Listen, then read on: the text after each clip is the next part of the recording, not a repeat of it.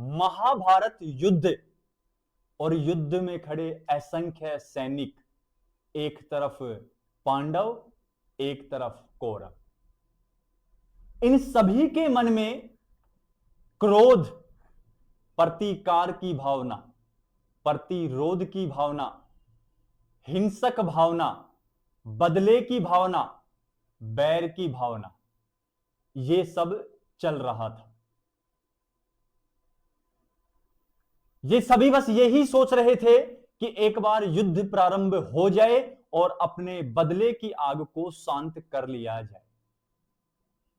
लेकिन इस पूरे महाभारत के युद्ध में एक शख्स और भी था जो खड़ा खड़ा मुस्कुरा रहा था, जिसको किसी बात की कोई चिंता नहीं थी,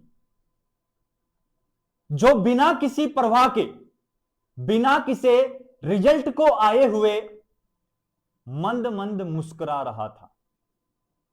और वो थे अपने वासुदेव। और ये बात मैं आपको क्यों बता रहा हूं? क्योंकि वासुदेव इस बात से यह सिखाते हैं कि जीवन में कैसी भी परिस्थिति आ जाए, जीवन में लोग हमारे विरोध में खड़े हो जाएं, लोग हमारी आलोचना करने लग जाएं, हमें उस बात का उल्टा जवाब नहीं देना है, हमें सिर्फ मुस्कुराकर वहां से निकल जाना है, क्योंकि बाकी काम वासुदेव संभाल लेगा। अरे जो इतना बड़ा युद्ध हो रहा है, इतने बड़े युद्ध में परिणाम को बिना सोचे मुस्कुरा रहा है, तो वो जीवन की बाधाओं को क्या दूर नहीं कर सकता है? क्या आपके जीवन में और मेरे जीवन में या इस संपूर्ण संसार के जीवन में जो भी बाधाएं, जो भी बैर, जो भी परिस्थितियां चल रही हैं, उनको दूर नहीं कर सकता है क्या? और यह बात मैं इसलिए भी कह रहा हूं क्योंकि अब आपके एग्जाम निकट आ गए हैं। अब आपको चिंता, तनाव, क्रोध सब बातें होने वाली हैं। तो क्यों ना वासुदेव की शरण ले ली जाए, तो क्यों ना वासुदेव का साथ ले लिया जाए, ताकि इन सब से परे हमें एक अच्छा परिणाम प्राप्त हो जाए। और उसी वासुदेव के आशीर्वाद से हम आपके तनाव, हम आपके क्रोध, हम आपकी चिंता को दूर करने के लिए ले आए हैं मत्स्य यूनिवर्सिटी के छात्रों के लिए इंपॉर्टेंट क्वेश्चन की सीरीज। और यह सीरीज है सेमेस्टर 4 और सेमेस्टर 2 के विद्यार्थियों के लिए, जहां हमने दोनों सेमेस्टर के केमिस्ट्री सब्जेक्ट का एक एक वीडियो अपलोड कल कर दिया है। उम्मीद है ये जो वीडियो है ये आपके एग्जाम में एक बेहतरीन परिणाम देने में मदद करने वाले हैं। ये आपके लिए बहुत ही ज्यादा हेल्पफुल रहने वाले हैं। तो हेलो बच्चों, मैं हूं प्रेम और वासुदेव एजुकेशन में एक बार फिर से आपका स्वागत है। और हाजिर हूं मैं आपके लिए एक और वीडियो लेकर, जिसमें आपको दिख रहा होगा पीछे स्क्रीन पर या थंबनेल में, मत्स्य यूनिवर्सिटी अलवर वाले स्टूडेंट्स की मैं बात कर रहा हूं, जिनके एग्जाम 6 अगस्त और 8 अगस्त से स्टार्ट हो रहे हैं। 6 अगस्त से सेमेस्टर 4 केमिस्ट्री का एग्जाम है और 8 अगस्त से सेमेस्टर 2 फिर से केमिस्ट्री का एग्जाम है। तो मत्स्य यूनिवर्सिटी एग्जाम 2025 सेमेस्टर कौन सा है बेटा? 4th है। सब्जेक्ट वो ही जिसको हम बहुत प्यार से पढ़ाते हैं, अगर आप पढ़ना चाहो तो। और हमने सीरीज चलाई है इंपॉर्टेंट क्वेश्चंस की। और कल भी बहुत सारे बच्चों के कमेंट आ रहे थे कि सर जूलॉजी का, बॉटनी का, फिजिक्स का, मैथ का, इन सब के वीडियो भी अपलोड करोगे क्या? तो उन बच्चों को मैं अभी कह देता हूं बेटा, साइंस स्ट्रीम में जितने पेपर आपके होंगे, चाहे वो वैल्यू एडेड हो, चाहे स्किल हो, और चाहे botany, zoology, math, physics, chemistry हो, सभी के वीडियो आपको चैनल पर देखने को मिल जाएंगे। तो फिर देर किस बात की, जुड़ जाइए वासुदेव एजुकेशन के साथ। चैनल को कर लीजिए सब्सक्राइब, बेल आइकन को कर लीजिए प्रेस, और वीडियो को करना है लाइक, और कमेंट सेक्शन में लिख देना वासुदेव सर्वम इति, वासुदेव ही सब कुछ है। और साथ के साथ आप कौन से कॉलेज से हो, यह भी बात आपको मेंशन करनी है कमेंट सेक्शन में। और अब की बार की हमने टैगलाइन क्या रखी है, अब की बार टॉपर बनो, और हम टॉपर बनेंगे, हम पूरी कोशिश करेंगे, हम आपके साथ हैं। आपको भी अपना 100% देना है, तो यकीन मानिए आप मेरा, अब की बार हम कंफर्म टॉपर बनकर रहेंगे। अब की बार हम कंफर्म 80/80 और नॉन कॉलेज वाले 100/100 या A+ ग्रेड लाने वाले। ओ आ जाए तो बहुत अच्छी बात है, बाकी टारगेट तो A+ का रखेंगे, क्योंकि ओ बहुत कम चांसेस हैं कि आ जाए। क्लियर है बच्चों? तो हम चलते हैं पहले क्वेश्चंस की ओर, और पहला क्वेश्चन ये रहा आपकी कंप्यूटर स्क्रीन पर, क्योंकि बच्चों हम खेल रहे हैं केबीसी कौन बनेगा केमिस्ट्री चैंपियन।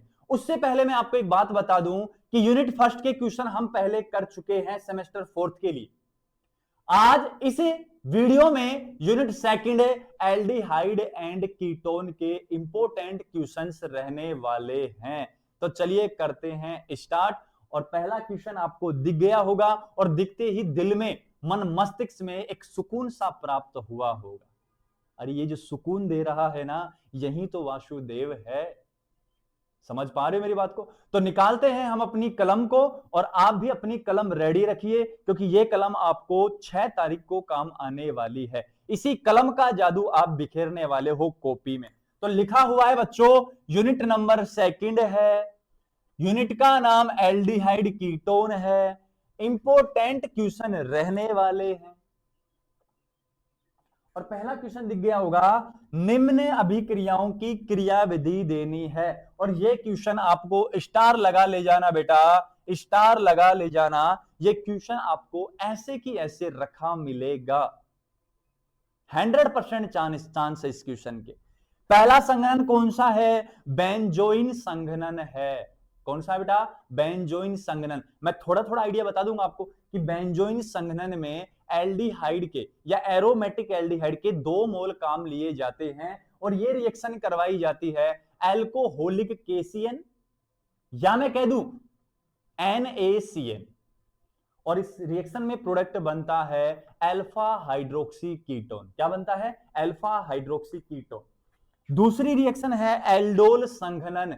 एल्डोल संघनन में वे कार्बोनिल यौगिक भाग लेते हैं जिनमें कम से कम एक अल्फा हाइड्रोजन उपस्थित होता है, और यहां मध्यवर्ती बनता है एल्डोल, जिसको कहते हैं बीटा हाइड्रोक्सी कार्बोनिल कंपाउंड। और इस रिएक्शन में प्रोडक्ट ऑलवेज हमेशा बनता है alpha comma beta unsaturated carbonyl compound. Hindi medium वाले बच्चों के लिए कहूं तो अल्फा कोमा बीटा असंतृप्त यौगिक इस रिएक्शन में बनता है। अगर मैं सी की बात करूं बेटा, तो सी और भी ज्यादा इंपोर्टेंट है, और भी ज्यादा इंपोर्टेंट है। और सी क्या है? कैनिजारो अभिक्रिया। एल्डोल का जस्ट उल्टा है, यहां कम से कम एक अल्फा हाइड्रोजन होना चाहिए, ये कहता है कि एक भी अल्फा हाइड्रोजन नहीं होना चाहिए। कौन सी रिएक्शन है? कैनिजारो अभिक्रिया। यहां बिना अल्फा हाइड्रोजन वाले कार्बोनिल यौगिक जैसे बेंजल्डिहाइड, फॉर्मेल्डिहाइड, पिवेएल्डिहाइड, उनका जिक्र मैं यहां कर रहा हूं। ठीक है, वो क्षार की उपस्थिति में अभिक्रिया देकर अल्कोहल और कार्बोक्सिलिक अम्ल का लवण बनाते हैं, और यह अभिक्रिया डिस्प्रोपोनेशन असमानुपातन का उदाहरण होता है। यह है कैनिजारो अभिक्रिया। कौन सा अपचयन है? वुल्फ किस्नर अपचयन। वुल्फ किस्नर अपचयन कार्बोनिल यौगिकों का होता है, और यहां एल्केन प्रोडक्ट बनता है, और यह रिएक्शन है हाइड्रोजन N2H4 या NH2NH2 और क्षार की उपस्थिति में होती है। जो हाइड्रोजन होता है यहां 4 हाइड्रोजन प्रोवाइड करता है, इस बात का आप ध्यान रख लेना। फिर भी कोई दिक्कत हो, किसी भी रिएक्शन की रिएक्शन ना मिले, मैकेनिज्म क्रियाविधि ना मिले, तो आप हमें कमेंट करके या दिए गए व्हाट्सएप नंबर पर हमें डीएम कर सकते हो। हम आपकी हेल्प के लिए 24 गुना 7 गुना 365 दिन तैयार हैं बेटा। आपके लिए मेहनत कर रहे हैं हम, सब कुछ आपके लिए। अगर आप कहोगे तो किसी भी हद तक पढ़ाई में जाने को तैयार हैं। आप कहोगे कि सर इनको विद मैकेनिज्म समझाओ, तो विद मैकेनिज्म भी समझाएंगे, लेकिन बस आप हमें सपोर्ट कर दीजिए, और कुछ नहीं चाहिए हमें आपसे। नेक्स्ट क्वेश्चन की ओर अगर बढ़ूं, काफी इंपॉर्टेंट है बेटा, ये पूरा का पूरा कह दिया मैंने। कोई दिक्कत हो तो आप डीएम कर देना। नेक्स्ट क्वेश्चन की ओर बढ़ूं तो नेक्स्ट क्वेश्चन क्या है बेटा, क्या है, कार्बोनिल समूह की संरचना बताते हुए इसकी क्रियाशीलता का वर्णन करना है। कार्बोनिल समूह की क्रियाशीलता बतानी है। और जो भी आपके सर रहे होंगे उन्होंने पढ़ाया होगा कुछ इस प्रकार, और ये होता है कार्बोनिल कार्बन। क्या होता है, कार्बोनिल कार्बन होता है। कार्बोनिल जो कार्बन है इस पर जैसे जैसे पॉजिटिव बढ़ता जाएगा कार्बोनिल यौगिकों की रिएक्टिविटी या क्रियाशीलता भी बढ़ती चली जाएगी। इस बात का सभी बच्चों को ध्यान रखना है। कार्बोनिल समूह पर नाभिक्स ने ही योगात्मक अभिक्रिया की क्रियाविधि को उपयुक्त उदाहरण देकर समझाना है। मतलब न्यूक्लियोफिलिक एडिशन रिएक्शन को समझाना है और इसकी क्रियाशीलता पर आपको प्लस आई और माइनस आई का प्रभाव समझाना है कि किस प्रकार ये क्रियाशीलता को प्रभावित करते हैं। इन सब बातों का आपको क्या करना है बेटा, जिक्र करना है। क्लियर है? इन सभी के आंसर अगर आपके पास नहीं है तो हम आपको आंसर प्रोवाइड करवा देंगे।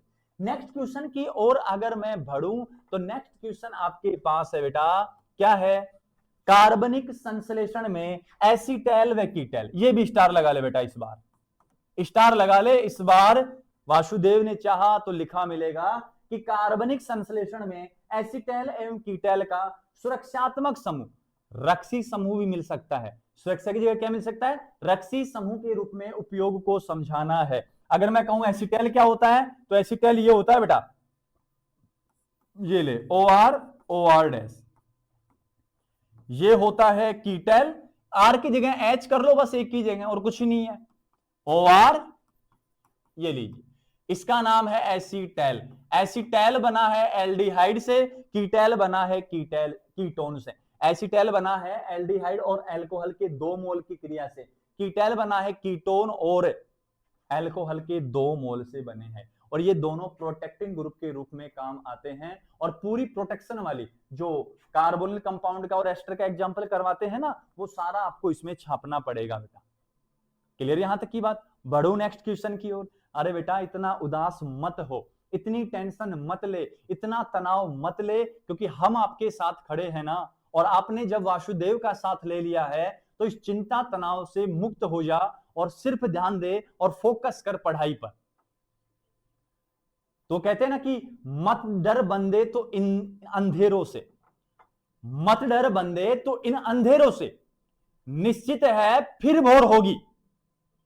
मत डर बंदे तो इन अंधेरों से, निश्चित है फिर भोर होगी। और तू करता रहे अपने काम निरंतर, तू करता रहे अपने काम निरंतर, देख लेना एक दिन कदमों में सफलता भी जरूर होगी। तो फिर क्यों डर रहा है तू? नेक्स्ट क्वेश्चन की ओर अगर मैं बढ़ूं तो नेक्स्ट क्वेश्चन अपने पास है क्वेश्चन नंबर 4।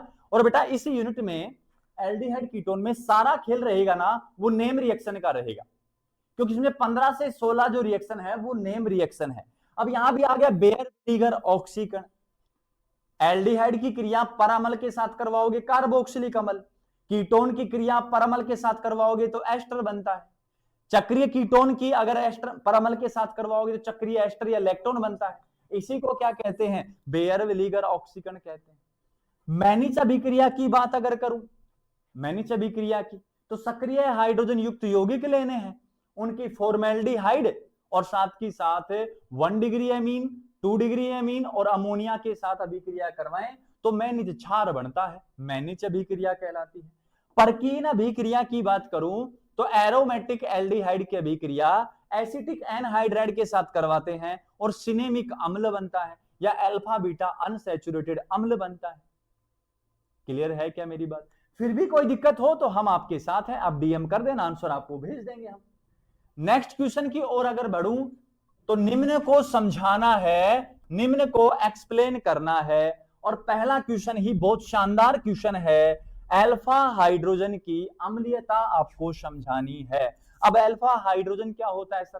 फंक्शनल ग्रुप से जुड़ा हो सीधा, डबल बॉन्ड से, ट्रिपल बॉन्ड से, प्लस से, माइनस से, मुक्त मूलक से, विषम परमाणु से, इन सभी से जुड़ा हुआ सीधा हाइड्रोजन अल्फा हाइड्रोजन होता है। जबकि मैं बात करूं दूसरी रिएक्शन कौन सी है, क्लेजन संघनन। अल्फा हाइड्रोजन की अम्लता बतानी है कि वो H+ की फॉर्म में बाहर क्यों जाता है, क्योंकि H+ निकलने के पश्चात कार्ब ऋणायन बनता है और वो कार्ब ऋणायन कार्बोनिल समूह के साथ संयुग्मन में होता है। अनुनाद होता है, अधिक स्थायित्व होता है, इसका नाम लेता ज्यादा होती है। ये सब बातें आपको बतानी है। क्लेजन संघनन की बात करूं तो क्लेजन संघनन में एस्टर का, इसको पूरा कहते हैं क्लेजर एस्टर संघनन, एस्टर का निर्माण होता है, या एस्टर के 2 मोल यहां काम आते हैं।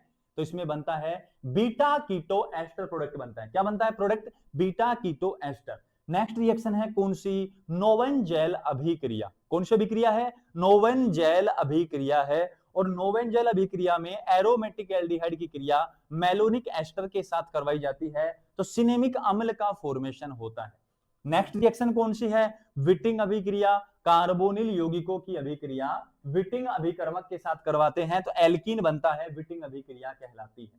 सिर्फ यहां नेम रिएक्शन का रोल है 1,3-डाइथाइन। और याद रखना बेटा 1,3-डाइथाइन को आपसे दूसरा नाम पूछ सकता है कोरे-सी-बेच अभिक्रिया। और ये इस बार पूछा गया है राजस्थान यूनिवर्सिटी के सेमेस्टर 4th के एग्जाम में, अभी जो जस्ट हुआ है।